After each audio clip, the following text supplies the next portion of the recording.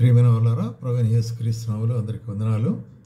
మరి ఈ దినం కూడా ఆదివారం దినం ఉంటుండగా మరి ఆరాధన కొరకైనట్టు మన యొక్క వర్తమానాన్ని మనం విందాం. దేవుడు ఆత్మ కనుక ఆయన ఆరాధించేవారు ఆత్మతోనూ సత్యంతోనూ ఆరాధించాలని పరిశుద్ధ గ్రంథం మనకు బయలుపరుస్తుంది. కాబట్టి మనం ఏ యొక్క స్వరూపానికి కానీ, ఏ యొక్క ఆకారానికి కానీ, ఏ యొక్క విగ్రహానికి కానీ, ఏ యొక్క పటానికి కానీ మనం ఆరాధన చేయం. అది బైబిల్కి విరుద్ధంగా ఉంటుంది. కాబట్టి దేవుడు ఆత్మస్వరూపం ఏంటున్నాడు, ఆయన సర్వాంతర్యామి ఏంటున్నాడు, సర్వశక్తివంతుల దేవుడు ఏంటున్నాడు. కాబట్టి ఆయన ఆరాధించేవారు ఆత్మతో సత్యముతో ఆరాధించాలనేటువంటి తన వాక్య భాగాన్ని మనం యోహాను సువార్త 4వ అధ్యాయంలో చూస్తుంటున్నాం.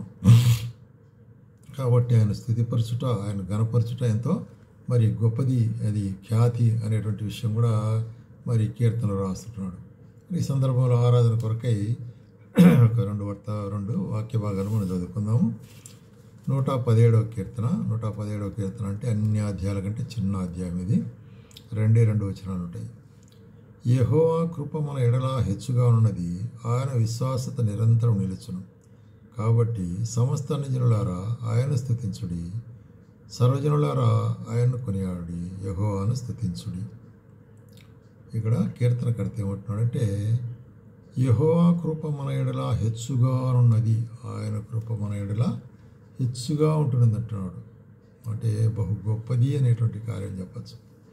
అంటే ఆయన కృప ఐశ్వర్యం కలిగిన వాడుగా ఉంటున్నాడు అని చెప్పచ్చు. ఆయన కృప ఐశ్వర్యం కలిగిన వాడుగా ఉంటున్నాడు. అధికమైనటువంటి యొక్క మరి కృపను మరి చూపించేవాడు కలిగిన వాడు ఉంటున్నాడు. అదేవిధంగా మరి ఇదిగో అదే కీర్తనలు 17వ అధ్యాయం 17వ కీర్తనలో 7వ వచనంలో గమనించినట్లయితే 17వ కీర్తన 7వ వచనంలో ఇక్కడ చూస్తున్నాము. నీ శరణు వచ్చిన వారి మీదికి లేచువారి చేతిలో నుండి నీ కుడి చేతితో రక్షించువాడా, నీ కృపాతిశయమును చూపుము. నీ కృపాతిశయం, ఆయన కృప అతిశయం చూపుము. ఒకడు తన కనుపాపను కాపాడునట్లు నన్ను కాపాడుము. కాబట్టి ఎట్లాగంటే ఎంత మరి భద్రంగా ఆయన మనం కాపాడుతాడు అనే దాని విషయం గురించి.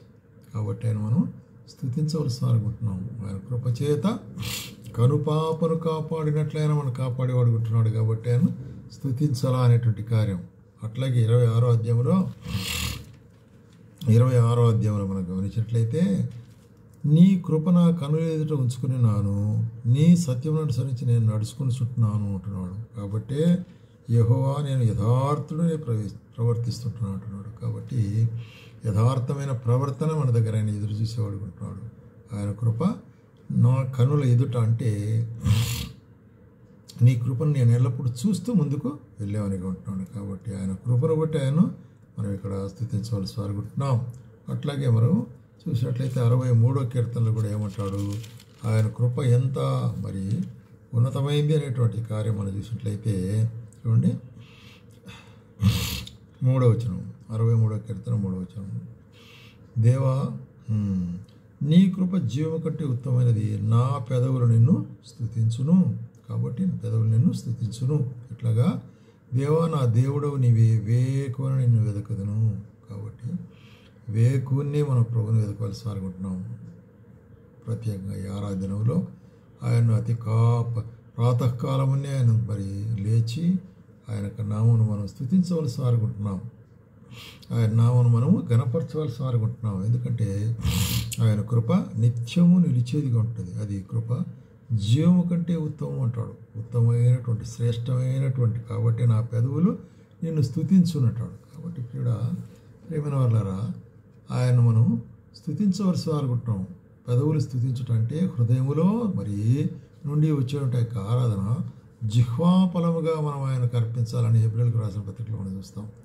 జిహ్వాఫలం పెదవుల ద్వారా ఆయన్ను స్తుతించుట, హృదయములు విశ్వసించి పెదవుల ద్వారా స్తుతించుట, ఆరాధించుట, ఘనపరచుట అనేటువంటిది చాలా ప్రాముఖ్యమైనది ఉంటుంది. అందుకొరకే మరి యెషయా గ్రంథంలో కూడా 63వ అధ్యాయంలో ఏమంటాడు, యెషయా గ్రంథము 63వ అధ్యాయంలో రాసేటువంటి మాట ఏంటంటే 7వ వచనములో 63:7లో చూసినట్లయితే యెహోవా మనకు చేసిన వాటన్నిటిని బట్టి ఆయన కృపాతిశయమును యెహోవా బట్టి యెహోవాకు స్తోత్రగానం చేతుము. కాబట్టి ఎందుకు దేని కొరకు మనం కృపాతిశయం కృతజ్ఞత చెల్లించవలసి అనుకుంటున్నాము. ఆయన మనకు చేసిన వాటన్నిటిని బట్టి, ఆయనకు ఈ వారం అంతట్లో, పోయిన నెలలంతట్లో, సంవత్సరం అంతట్లో నీ కొరకు ఏం చేస్తుంటున్నాడు ఆయన. నీ కొరకే ఆయన చేసిన మేళ్ళు, ఉపకారములు, మరువజాలంటువంటి కార్యములు జ్ఞాపకం చేస్తూ మనం ఆయన స్తుతించవలసి అనుకుంటున్నాం. ఎందుకంటే ఆయన చేసిన ఉపకారాలంటి బట్టి మరి ఆయన స్తుతించాలా. తన వాత్సల్యమును బట్టి, కృపా బాహుల్యమును బట్టి అంటాడు. కృపా బాహుల్యం అంటే విస్తారమైన కృప ఆయన మనకు పంపించినాడు. ఆయన కృప లేనిదే మనం ఒక క్షణం కూడా జీవించలేము. అందుకొరకే కృపా బాహుల్యత అంటాడు. అంటే గొప్పదైనట్టు విశాలమైన కృప అనేటువంటిది. కాబట్టి ఈ కీర్తనకర్త ఏమంటాడంటే ఆయన కృపను బట్టి, కృపాతిశయమును బట్టి, కృపా బాహుల్యతను బట్టి, మరి ఇంకా ఇర్మియా ఇంకొక మాట చెప్తాడు. ఇర్మియా గ్రంథం 31వ అధ్యాయంలో 3వ వచనంలో ఏమంటున్నాడంటే, చాలా కాలం కిందట యెహోవా నాకు ప్రత్యక్షమై ఇట్లను, శాశ్వతమైన ప్రేమతో నన్ను ప్రేమించున్నాను కనుక విడువక నీడలా కృప చూపుచున్నాను. విడువని కృప, అది విడువని కృప, ఆయన మారని కృప. ఎందుకంటే ఆయన శాశ్వతమైన ప్రేమతో ప్రేమిస్తుంటున్నాడు. కాబట్టి ఆయన ప్రేమ మన మీద ఎట్లాగా ఉంటుంది, సమృద్ధిగా ఉంటున్నది. అట్లాగే ఆయన కృప సమృద్ధిగా ఉంటుంది. అందుకొరకు ఇక్కడ ఏమంటాడంటే దేవుడే ప్రత్యక్షమై ఇక్కడ ఇర్మియాకు చెప్పినట్లు చెప్తుంటున్నాడు అనమాట కదా. చాలా కాలం కిందట యెహోవా నాకు ప్రత్యక్షమై ఇట్లనే అంటాడు, శాశ్వతమైన ప్రేమతో ప్రేమించి నిత్యమైన కృపను చూపించినవే ప్రభువా, దాని స్తోత్రమైన నిత్యమైన కృప అనేటువంటి దాన్ని బట్టి. అట్లాగే 32వ అధ్యాయంలో, అదే ఇర్మియా గ్రంథము 32వ అధ్యాయము 18వ వచనంలో ఏమంటాడంటే, నీవు వేవేల మందికి కృప చూపుచు తండ్రుల దోషమును వారి తర్వాత వారి పిల్లల ఒడిలో వేయవాడవు, ఆలోచన విషయంలో నీవే గొప్పవాడవు. దేవా, నువ్వు ఆలోచన విషయంలో గొప్పవాడవు, క్రియలు జరిగించే విషయంలో శక్తి సంపన్నుడవు. అట్లాగే మరి చూసినట్లయితే అందరికీ ప్రతిఫలం ఇచ్చే దేవుడు. కాబట్టి ప్రభువా, నువ్వెంత గొప్పవాడు, ఆలోచన శక్తి, ఆలోచన ఎంత గొప్పది. నీ యొక్క ఆలోచనలు, నీ తలంపులు నాయన, అది పరలోకములో భూలోకములో మరి ఈ యొక్క భూమండలం అంతట్లో కూడా నెరవేర్చబడేట్టుగా ఉంటుంది. నీ ఆలోచనలు మాత్రమే నాయన. నీకు స్తోత్రమని మనం ఎన్నో ఆరాధించవలసి అనుకుంటున్నాం. కాబట్టి ఇక్కడ ఏం చెప్తున్నా ఆయన కృపాతిశయమును బట్టి అంటున్నాడు. అట్లాగే రెండవదిగా ఆయన దయాళుత్వమును బట్టి అంటాడు. హిస్ మెర్సీ, ఆయన దయాళుత్వమును బట్టి ఎట్లాగుంటుందంటే, ఆయన దయాళుత్వము అనేటువంటిది ఎట్లాగుంటుంది. 103వ కీర్తనలో 17వ వచనంలో ఒక మాట చెబుతాడు. 103వ కీర్తన 17వ వచనంలో ఏమంటున్నాడంటే, ఇక్కడ చూసినట్లయితే, ఆయన నిబంధన గైకొనుచు ఆయన కట్టలను నడుచుకుని వారి మీద, ఆయన యెహోవా యందు భయభక్తులు గల వారి మీదను ఆయన కృప యుగయుగములు నిలుచును. ఆయన నీతి వారి పిల్లల తరం వరకు నిలుచును. చూసావా, నీవు నేను కలిగి ఉన్నట్టు భక్తి అనేటువంటిది, లేక దేవుని విశ్వాసత అనేటువంటిది, దేవుని నమ్మకం అనేటువంటిది మరి ఎంతవరకు పోతుందంటే, నీ జీవితం మాత్రం కాదు, నీ పిల్లలకి ఆశీర్వాదం వస్తుందంట. ప్రభువా, ఎంత గొప్ప కార్యం అని మనం ఆయన్ను స్తుతించవలసి అనుకుంటున్నాం. ఎందుకంటే కృప యుగయుగములు నిలిచినదిగా ఉంటుంది. కాబట్టి ఎవరు లాస్టింగ్ దానికి అంతం లేనిది అనేటువంటి చెప్పాలంటే, అట్లాగే చూస్తున్నాము. మరి దానికి కొలత పరిమాణం లేనిది అంటాడు. చూడండి, 108వ కీర్తనలు ఏమంటాడంటే, యెహోవా నీ కృప ఆకాశము కంటే ఎత్తైనది, మరి నీ సత్యసంధత్వం మేఘముల కన్నా ఎత్తుగా ఉంటుంది. కాబట్టి నీ కృప ఆకాశం కంటే ఎత్తుగా ఉంది కాబట్టి ప్రభువా, నేను స్తుతిస్తున్నాను. అందుకొరకే జనముల మధ్య నీకు కృతజ్ఞతాస్తుతులు చెల్లించేదను. జనముల మధ్య, సంఘములో, సమాజంలో, మనం కూడుకున్న చర్చిలో, ఫెలోషిప్లో మనం ఆయన్ను స్తుతించవలసి అనుకుంటున్నాం. ప్రభువా, నీ యొక్క సత్యసంధత్వం మేఘములు అంటే ఇదిగా ఉంటుంది. నీ కృప ఆకాశం కంటే ఎత్తైనది. కాబట్టి భూమికి ఆకాశం ఎంత ఎత్తుందో అంత గొప్ప కృపను ఆయన మనకు చూపించిన వాడుకుంటున్నాడు. అందుకొరకే మనం ఆయన్ను ఆరాధించవలసి అనుకుంటున్నాము అనేటువంటి కార్యం ఇక్కడ చూస్తున్నాము. చూడండి, ఇట్స్ బౌండ్లెస్, దానికి అన్మెషరబుల్, అంటే కొలిచేటువంటి పరిమాణములకు మించినదిగా ఉంటుంది. అది మాత్రం కాకుండా మరి ఇర్మియా ఏం రాస్తాడంటే, విలాప వాక్యాల్లో ఇర్మియా రాస్తూ విలాపవాక్యములు 3వ అధ్యాయం 22వ వచనంలో ఏమంటున్నాడు ఇక్కడ? 3వ అధ్యాయము 22వ వచనములో మనం గమనించినట్లయితే, యెహోవా కృపగలవాడు, ఆయన వాత్సల్యత ఎడతెగక నిలుచున్నది కనుక మనము నిర్మూలం కాకున్నాము. కాబట్టి మనము నిర్మూలం కాకుండా ఈ దినం వరకు బ్రతికుండాము, జీవంతో ఉండామంటే దానికి కూడా మనం స్థుతించవలసి అనుకుంటున్నాము. ఎందుకంటే ఆయన కృప మన ఎడల, వాత్సల్యత మన ఎడల ఎడతెగకుంటున్నది. హిస్ మెర్సీ ఎండ్యూరత్ ఫర్ ఎవర్, ఎడతెగక ఉంటుంది. కాబట్టి మనము నిర్మూలం కాకున్న వారము అంటూ అనుదినము నూతన విధముగా ఆయనకు వాత్సల్యత పుట్టుచున్నది. నూతన విధముగా, నూతన విధమైన వాత్సల్యత, నూతనమైన కృప.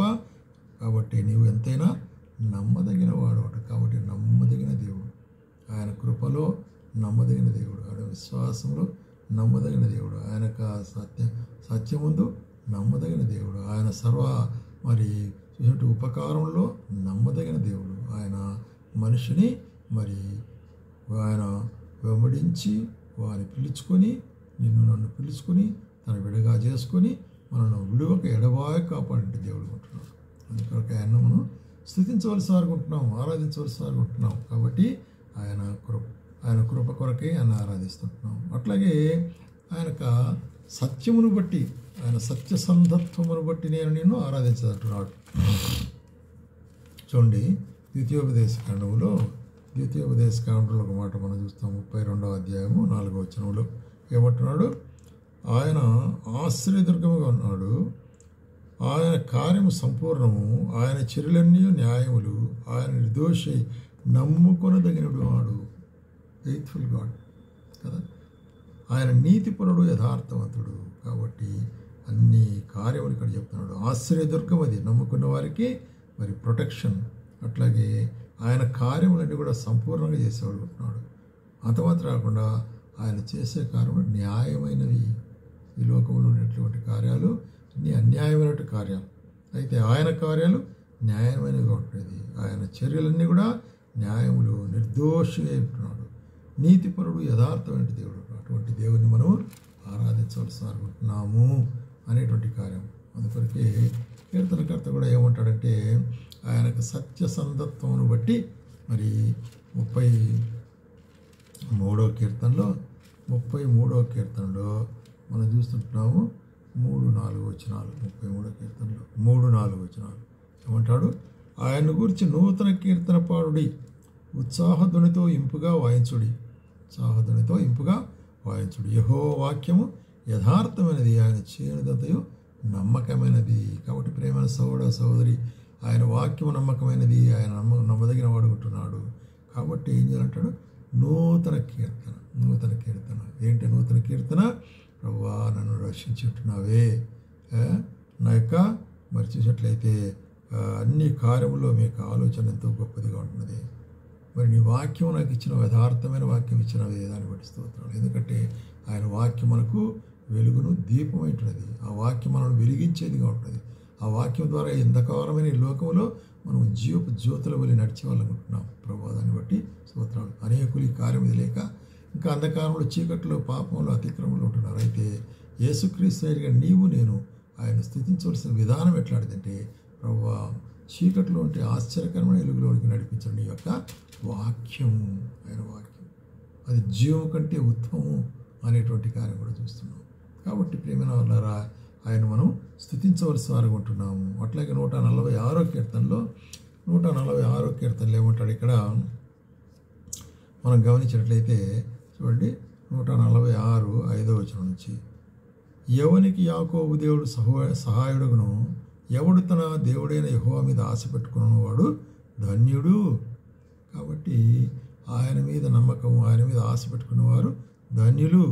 అట్లాగే ఆయన ఆకాశమును, భూమిని, సముద్రం, వాటిలోని సర్వము సృజించినవాడు. కాబట్టి ఆయనకు మనకు స్తుతియాగం తప్ప వేరే ఇచ్చేదానికి మన దగ్గర ఏది లేదు. ఎందుకంటే కలిగి ఉన్నవన్నీ ఆయనవి. భూమి, ఆకాశం, అందులోని సర్వను సృష్టించినాడు. కాబట్టి దాని నుంచి ఆయనకి ఇచ్చేదానికి ఏమైనా అడగలేము. మనం ఏమడుతున్నాడు? మన హృదయాంతరంగంలో నుంచి మన యొక్క స్తుతియాగము, మన జిహ్వాపల మనకు అర్పించాలని కోరుతుంటున్నాడు. దాన్ని మనము ఆరాధన అంటున్నాం అన్నమాట. అందుకొరకే మరి చూడండి రోమిలకు రాసిన పత్రికలో కూడా అపోస్తలుడైన పౌలు రాస్తూ రోమిలకు రాసిన పత్రిక 3వ అధ్యాయం ఏం చూస్తున్నాం ఇక్కడ 3వ అధ్యాయంలో మనం గమనించినట్లయితే 3-4 వచనాలు రైట్. ఇక్కడ ఏమంటున్నాడు, దేవుడు నమ్మదగిన వాడు కాకపోడు, నీ మాటల్లో నీవు నీతిమంతుడుగా తీర్చబడినట్లు నీవు వ్యాజ్యమాడినప్పుడు గెలుచోట్లు రాయబడిన ప్రతి మనుషుడును అబద్ధికుడు కానీ దేవుడు సత్యవంతుడై ఉంటున్నాడు. కాబట్టి ట్రూత్ఫుల్ గాడ్.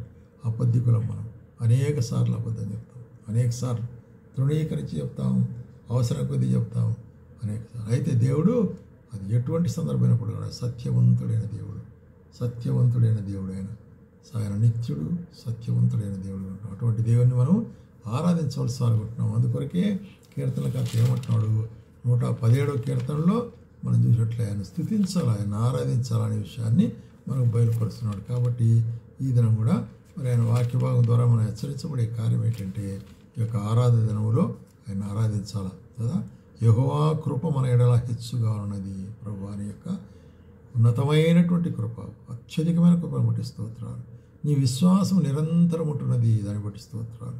నీ యొక్క సత్యసంధత్వము అది నిత్యము ఉంటున్నది. కాబట్టి వీటన్నిటిని బట్టి దేవుడైన యెహోవాను మనం ఆయన యేసుక్రీస్తు నామములో ఆయన స్తుతించవలసి అనుకుంటున్నాం, ఆరాధించవలసి అనుకుంటున్నాం.